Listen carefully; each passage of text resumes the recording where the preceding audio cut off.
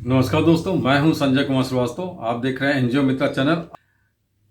आज का जो वीडियो है, देखा जाए तो एनजीओ के लिए एक अलर्ट मैसेज के तरीके से भी है, प्लस हम लोग जो एनजीओ दर्पण के नए इंटरफेस में जो जो प्रॉब्लम आ रही हैं उसका सोल्यूशन क्या है या उसको कैसे रिजॉल्व करते, इसकी बातें करेंगे। प्लस एनजीओ दर्पण के नए इंटरफेस की वजह से क्या क्या प्रॉब्लम आएगा या ऐसा सरकार ने क्यों सोचा कि चीज़ों को चेंज किया जाए, इस विषय में बात होगी। लेकिन उसके पहले मैं एक आप लोगों को एक डिस्क्लेमर दे दूं कि जो भी इस वीडियो में बताया जाएगा ये देखा जाए तो मेरे पर्सनल ओपिनियन है और एक अनुभव के आधार पे कहा जा रहा है।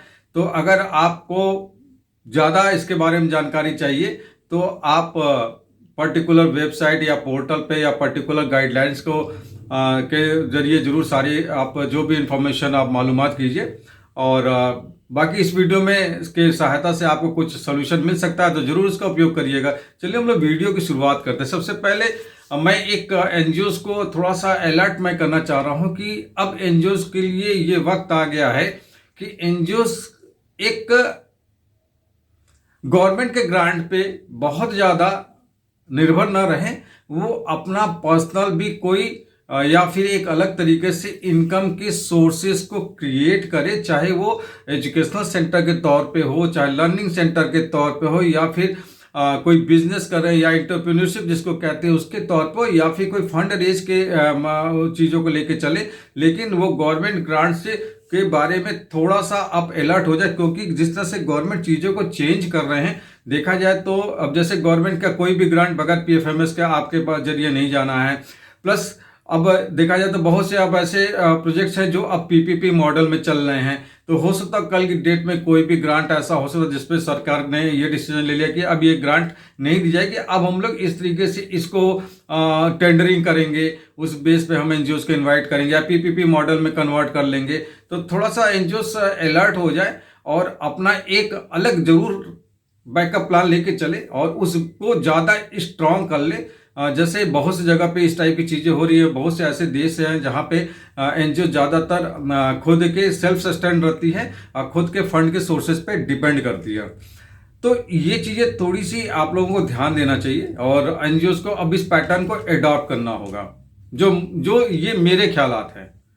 क्योंकि जिस हिसाब से जैसे इंटरफेस इन्होंने चेंज किया एनजीओ में, देखा जाए तो कुछ भी ऐसा स्पेसिफिक अचीवमेंट उनके उसके जरिए उनको नहीं मिलना है, लेकिन कुछ चीजें जरूर होगी। जैसे ये नॉन एडिटेबल हो गया, तो नॉन एडिटेबल इसलिए हो गया कि पहले जैसे एनजीओ के पास ऑप्शंस होते थे, मेंबर्स को जब चाहे तब वो चेंज कर ले, अपने प्रोफाइल को चेंज कर ले। तो अब वो चीजें चेंज वो खुद से नहीं कर पाएंगे, तो नॉन एडिटेबल हो गया।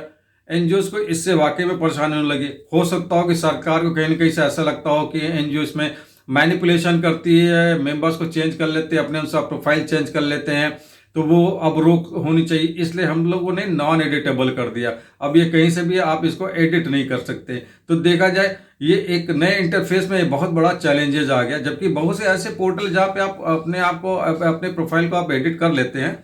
लेकिन यहाँ पे एनजीओ दर्पण जितना पहले वो इजी हुआ करता था, मेंबर्स को चेंज करना हुआ, वर्किंग एरिया को चेंज करना हुआ, किसी भी मेंबर को हटाना हुआ, क्योंकि एनजीओ में तो क्या है, सिस्टम है ना, बहुत जगह पे तो साल भर में आपके इलेक्शन का सिस्टम है, मैनेजिंग कमेटी वहाँ पे उलटफेर होगी, 5 साल में है, 3 साल में है, नहीं तो जब मन कहते हैं। मान लिया कोई मेंबर ने रिजाइन कर दिया या फिर किसी मेंबर को हटाया गया या कोई मेंबर किसी वजह से मान लिया नहीं रहा, तो अब इसको चेंज करने में कितनी प्रॉब्लम आ जाएगी। तो कुछ चीजें तो पहले वाले में भी हुआ करती थी, जैसे पैन कार्ड का मिसमैच और ये सारी चीजें, वो तो बड़ी नॉर्मल चीजें थी। लेकिन इसमें जो चीज चैलेंजिंग है कि आपको कोई भी चीज चेंज करना हो तो बहुत बड़ी प्रॉब्लम है। और दूसरा जो मैंने ध्यान दिया है या मैंने भी ट्राई किया है कि जो इनके कस्टमर सर्विसेज हैं वो कितने रिस्पॉन्सिव हैं, ये मेरे ख्याल से शायद आप सभी लोग समझते होंगे, जानते होंगे कि कितना वहाँ से आपको रिस्पांस मिल पाता है। तो एक बहुत बड़ा चैलेंज दर्पण में जो भी संस्थाएं रजिस्टर्ड हुई हैं या भी नहीं जो भी रजिस्टर्ड होने वाली हैं उनके लिए है ये।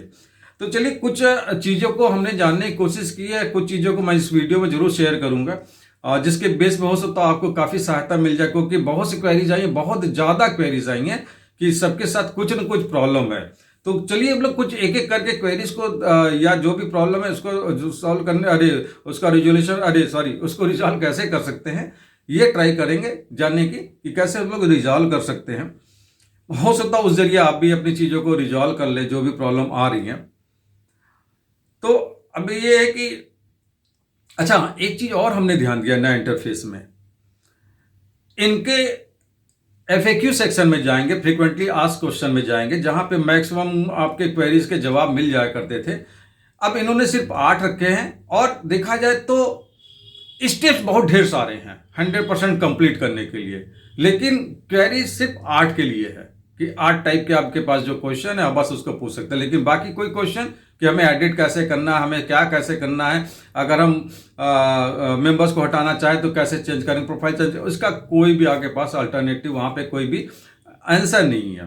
तो फिर अब एनजीओ क्या, अच्छा मैंडेटरी भी है हर जगह आईडी कि बैंक में भी जरूरी हो गया, लगाते वक्त भी जरूरी हो गया, यहाँ भी जरूरी है, वहां भी जरूरी हो गया, लेकिन कितना ये यूजर फ्रेंडली रहा।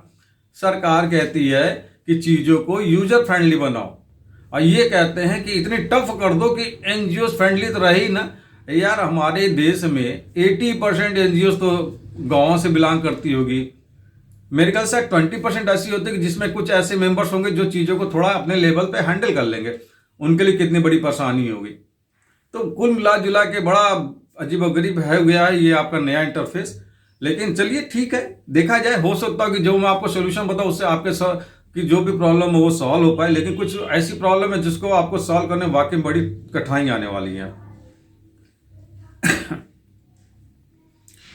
तो सबसे पहले हम लोग देखते हैं कि पुरानी एनजीओज को अपनी जो लॉगिन क्रिएट करनी है उसमें क्या करना है। देखिए आपको इस पे सीधा सा है कि लॉगिन विथ OTP। अब यहाँ पे बहुत से एनजीओज के पास हो सकता हो कि मोबाइल नंबर ना हो, पुराने वाले हो सकता हो कि ईमेल आईडी में भी किसी मेंबर का रहा हो, वो चला गया, वो कहेगा हम नहीं देंगे, तो ये भी प्रॉब्लम आ सकती है। तो लेकिन देखा जाए तो संस्था की अपनी प्रॉब्लम है, तो इसमें दर्पण कोई भी ऐसा सपोर्ट आपको नहीं करने वाला है कि अगर आपके पास मोबाइल नंबर नहीं है, ईमेल आईडी है, तो आप रिटेन तो कर लेंगे, लेकिन ऐसा ये चीजें आपकी खुद की होनी चाहिए। अगर आपसे द्वारा ये गलती होगी तो थोड़ी सी प्रॉब्लम जरूर आने वाली है।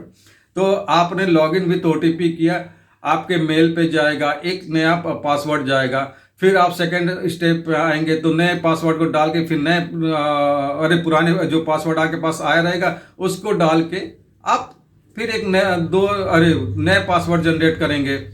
साथ में आपको एक वो पिन जनरेट करना होगा 4 डिजिट का, जैसे पहले बैंक वगैरह में हुआ करता है। तो ये इस लेवल पे इसको कठिन बना रहे हैं, जबकि इसके जरिए किसी एनजीओ को ऐसा नहीं कि एक्सेस किया जा सकता है, क्योंकि कोई इसमें इंफॉर्मेशन ही नहीं रहती है।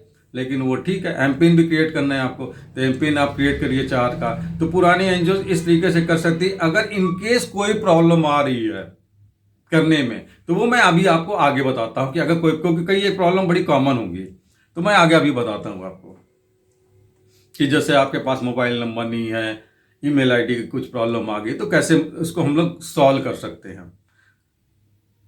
या अच्छा वो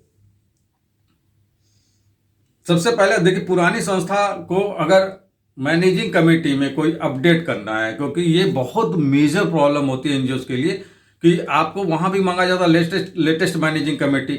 अब वो लेटेस्ट मैनेजिंग कमेटी आपके दर्पण के साथ जाहिर सी बात है मैच करेंगे, दर्पण के साथ अगर मैच नहीं होगा तो प्रॉब्लम आएगी, तो आपको मैनेजिंग कमेटी में अपडेट करना होगा। या फिर आप जैसे FCRA करना है तो आप करें, तो कैसे करें मैनेजिंग कमेटी में अपडेट, क्योंकि वहां पे तो आगे पास कोई ऑप्शन ही नहीं है किसी को हटाने का या किसी को ऐड करने का। फिर आप क्या कर लेंगे इसमें?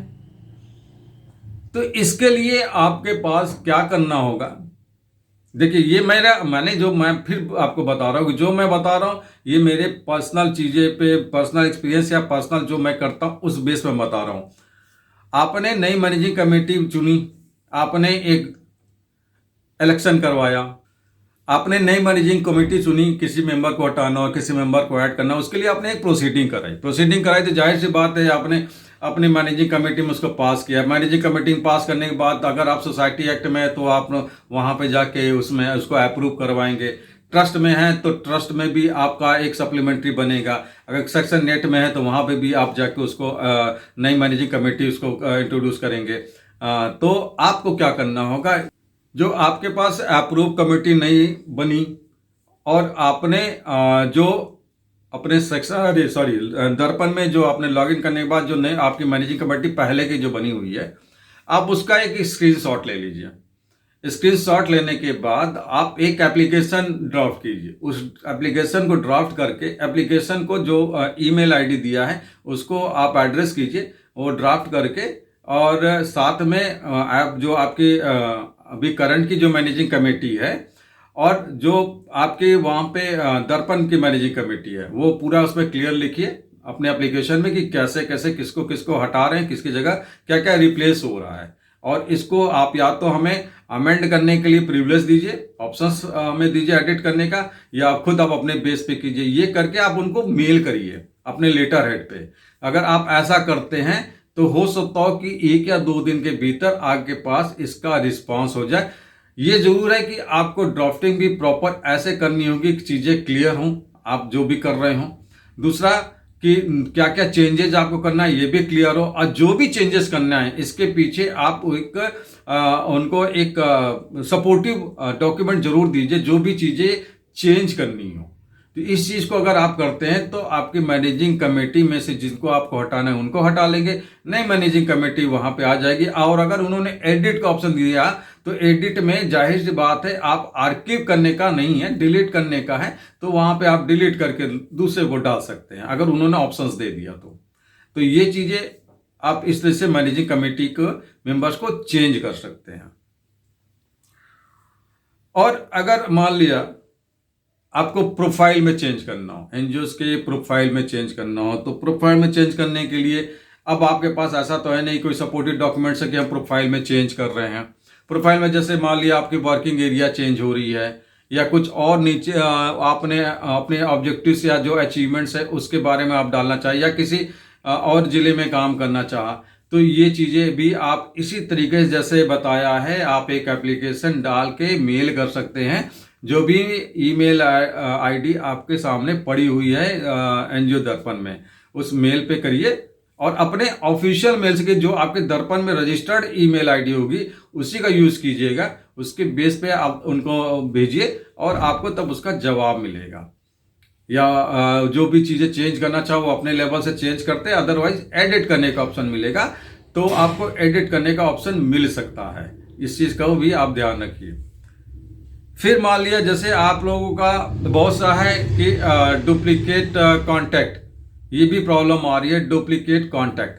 तो डुप्लीकेट कांटेक्ट को बड़े ध्यान से रखिए। ऐसा ना करिए कि एक ही मेंबर के एक ईमेल आईडी दे दीजिए, या मोबाइल नंबर कॉमन रखिए। सारे मेंबर्स की ईमेल आईडी अलग होने चाहिए, सारे मेंबर्स के कॉन्टेक्ट नंबर, मोबाइल नंबर अलग होने चाहिए। अगर ये करते हैं तो आपकी ये प्रॉब्लम नहीं होगी। फिर देखा जाए तो एक सबसे बड़ी प्रॉब्लम आती है पैन कार्ड आधार कार्ड मिसमैच की। ये बहुत कॉमन सी प्रॉब्लम है। ये पहले वाले दर्पण में भी आती थी और नए वाले में भी आ रही है। अगर ऐसी प्रॉब्लम आती है तो आपने बड़े ध्यान से दिया होगा, जाहिर सी बात है जो भी करेंगे तो बड़े ध्यान से ही करेंगे, तभी ये प्रॉब्लम आ रही है। तो देखा जाए तो कहीं ना कहीं आप मिस्टेक कर रहे होंगे, क्योंकि कभी कभी क्या होता है कि जैसे साउथ इंडिया में फादर नेम भी बीच में लिया जाता है, और शायद हो सकता है पैन में वो चीजें ना हो लेकिन डिटेलिंग में रही हो। तो एक आध बार आप वैसे भी ट्राई करके देख लेंगे तो हो सकता हो कि वो मैच कर जाए। और कभी कभार अगर आप बार बार मिसमैच हो रहा है तो आपका जो ब्राउजर है उसको भी चेंज कर लीजिए। जैसे आप इंटरनेट एक्सप्लोरर पे कर लीजिए, या फिर मोजिला पे कर लीजिए, क्रोम पे कर रहे हैं तो और चेंज करते। तो कभी कभी चेंज करने से भी ये चीजें हो जाती है मिसमैच वाला, कभी कुकीज के बेस पे भी डिस्टर्ब करता है, तो उस वहां से भी आपको ये प्रॉब्लम रिजॉल्व हो सकती है। क्योंकि जाहिर सी बात है, लेकिन अगर आप मान लिया आपसे बार बार गलती हो रही है और वाकई में आप नहीं कर पा रहे हैं, तो इस बात को ध्यान रखिए, अगर सारी चीजें एक्यूरेट रही तो वो मैच कर जाएगा। अदरवाइज ये बीच का जो नाम है कभी कभार ये डिस्टर्ब करता है ज्यादातर साउथ इंडिया वाले नेम में। तो ये भी अगर आप थोड़ा सा ध्यान देंगे कि जो फादर नेम का मैटर है या बीच में कोई शॉर्ट नेम पड़ा हुआ है, तो उसको भी अगर आप ध्यान देते हैं तो आपका ये मैच कर जाएगा। तो ये प्रॉब्लम हो सकता है आपका रिजॉल्व हो जाए। और बड़े लंबे तरीके से अगर चली आ रही है, सब कुछ सही है, तो फिर आप वही मेल कीजिए उनको सारी प्रॉब्लम लिख के, लेकिन वो फिर भी वही कहेंगे कि नहीं आपका ये चीज़ें अपनी तरीके से करनी होगी। तो देख लीजिए, अगर बहुत लोग किसी का ऐसा डिस्टर्ब हो रहा है तो वो आप उस चीज़ों को भेजिएगा, मेरे यहाँ देखा जाएगा उसको हो सकता कैसे रिजॉल्व किया जाए। तो इन चीज़ों को आप रिजॉल्व हो जाएगा, नहीं तो रिजॉल्व किसी न किसी तरीके से किया जाएगा। बहुत लोग कह रहे हैं कि एफिडेविट में सब कुछ करने के बाद सबमिशन का ऑप्शंस नहीं जनरेट वो नहीं जनरेट हो रहा, बटन मतलब एक्टिव नहीं हो रहा। तो यहाँ पे भी कभी कभी अगर आप लगातार काम कर रहे हैं, अच्छा इसमें एक चीज़ और भी, टाइमिंग का भी मैटर है, इसको भी आप ध्यान रखिएगा कि वहाँ पे टाइमिंग अगर गड़बड़ हुआ तो फिर आप जो है ड्यूरेशन गड़बड़ हुआ तो आपका ये एक्टिव नहीं रहेगा। तो इस कंडीशन में आप एक बार लॉग आउट हो गए फिर लॉग इन कीजिए, आपका वो एक्टिव हो जाएगा, तो आप सबमिट प्रॉपरली कर सकते हैं। तो कुछ चीज़ें तो मैंने ट्राई किया है, क्योंकि ये इंटरफेस अभी जस्ट नया बना है, उसके बाद से होली की छुट्टियां भी आ गई हैं, तो बहुत सी चीज़ों को तो मैं भी प्रैक्टिकली नहीं जान पाया हूं या नहीं कर पाया हूं। मैंने आपके लिए सिर्फ एक सजेस्टिव वीडियो ये डेवलप किया है कि आप इस तरीके से कर सकते हैं। और अगर फिर भी आपसे नहीं सॉल्व हो रहा है तो फिर देखा जाएगा, आप भेजिएगा क्वेरी, देखता हूं कैसे क्या किया जा सकता है। तो ये चीज़ें थी दोस्तों जो मैं बताना चाहता, प्लस मैं ये जरूर बताना चाहता हूँ आप लोग वाकई में अलर्ट हो जाइए, अपने एनजीओज में एक अल्टरनेटिव इनकम सोर्सेज को जरूर जनरेट कर लीजिए अगर आपको लंबा चलना है। अदरवाइज ये प्रॉब्लम कभी न कभी गवर्नमेंट, जैसे ये इंटरफेस अचानक चीज, अरे जैसे नोटबंदी अचानक होगी, पता चला एक ही दिन का नहीं सारे कोई ग्रांट नहीं होगी, अब वो सारी चीजें की टेंडरिंग होगी या पीपीपी मॉडल में होगा, ग्रांट नहीं होगा, फिर आप क्या कर लेंगे उस वक्त। तो इस चीज को ध्यान रखिए, बेटर होगा कि पहले से अलर्ट मोड में आ जाए, क्योंकि ये जो इंटरफेस इन्होंने लाया है इसका कोई विशेष औचित्य या इससे क्या उनको फायदा मिल रहा है, क्योंकि वो पहले भी आधार कार्ड और पैन कार्ड को बगैर स्क्रीनिंग किए हुए वो उसको एक्सेप्ट नहीं करते थे, लेकिन अब नॉन एडिटेबल करने से क्या फायदा है, क्योंकि एनजीओ तो एक ऐसा है कि उनके बार बार चेंजेस करने की जरूरत पड़ेगी, मैनेजिंग कमेटी को चेंज करने की जरूरत पड़ती है, नए कोई हम लोगों ने अचीवमेंट डाला उसको करने की जरूरत पड़ती है, प्लस हमारे पास कोई और रजिस्ट्रेशन हमने किया, जैसे हमने नेशनल उसमें ट्रस्ट में कर लिया तो उसको भी डालने की जरूरत पड़ती है। तो बहुत सी चीजें हैं जिसको डाला जाता है, लेकिन अब यहाँ पे कोई ऑप्शन ही इन लोगों ने दिया। अब और कस्टमर केयर कोई विशेष ऐसा सपोर्ट करता नहीं है, तो बचा क्या आगे पास है, जैसा मैं बता रहा हूँ उस तरीके से कीजिए, क्योंकि पहले भी उस बेस पे चल के बहुत सी प्रॉब्लम रिजॉल्व हुई हैं और मेरे ख्याल से शायद आगे भी वो प्रॉब्लम रिजॉल्व होगी। उम्मीद करता हूं कि ये वीडियो आप लोगों को सपोर्टिव रहा होगा। अदरवाइज मैं फिर इसमें और एक्सप्लोर कर रहा हूं, क्योंकि अब ये छुट्टियां खत्म होने के बाद फिर कुछ एक प्रॉब्लम को देखा जाएगा, उसको लेके आगे बढ़ा जाएगा, तो धीरे धीरे करके सारे सॉल्यूशंस तो मिल जाएंगे कि कैसे इसको करना है। लेकिन जो मैं अभी तक का जान रहा हूं, जो मैंने एक्सपीरियंस फील किया है या जो मेरा एक्सपीरियंस, उस बेस में एक ये सजेस्टिव वीडियो आप लोगों के लिए बनाया हूं। उम्मीद है कि वीडियो के जरिए आप लोगों को थोड़ा बहुत जो भी जानकारी मिली हो, तो अगर अच्छा लगा तो जरूर मेरी वीडियो को शेयर कीजिएगा और अप्रिशिएट कीजिएगा और बेल आइकन दबा दीजिएगा। बेटर होता है कि नई वीडियो को आपको तुरंत देखने को मिल जाता है। इसी के साथ आप सभी प्रसन्न रहें। जय हिंद।